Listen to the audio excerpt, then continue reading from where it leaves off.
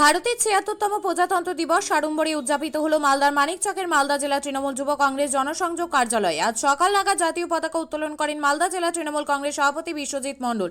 পতাকা উত্তোলনের পর মানিকচক গ্রামীণ হাসপাতালে চিকিৎসাধীন সকল রোগীদের মধ্যে ফল বিতরণ করেন। পাশাপাশি মানিকচক বাস স্ট্যান্ডে পথ চলতি মানুষ, টোটো চালক, গাড়ি চালকের মধ্যে জিলিপি দিয়ে মিষ্টি মুখ করিয়ে দিনটি সাড়ম্বরে পালন করা হয় মালদা জেলা তৃণমূল যুব কংগ্রেসের তরফে।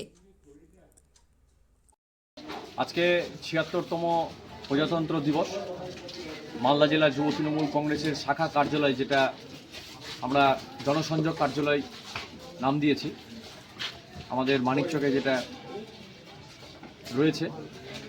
এবং আজকে জাতীয় পতাকা উত্তোলনের মধ্য দিয়ে ও আমাদের মানিকচক স্বাস্থ্যকেন্দ্রের সমস্ত রোগীদের ফল বিতরণ এবং এলাকাবাসীর মুখ মিষ্টি করে আমরা আজকের এই দিনটা উদযাপন করছি।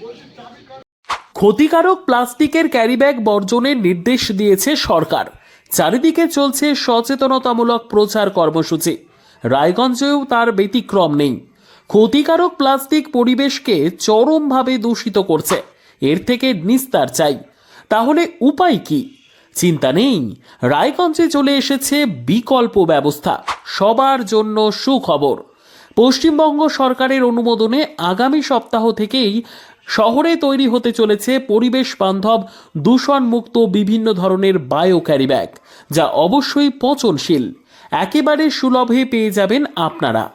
আগ্রহী বিক্রেতা ও ডিলারশিপের জন্য অতি সত্বর যোগাযোগ করুন আমাদের সাথে।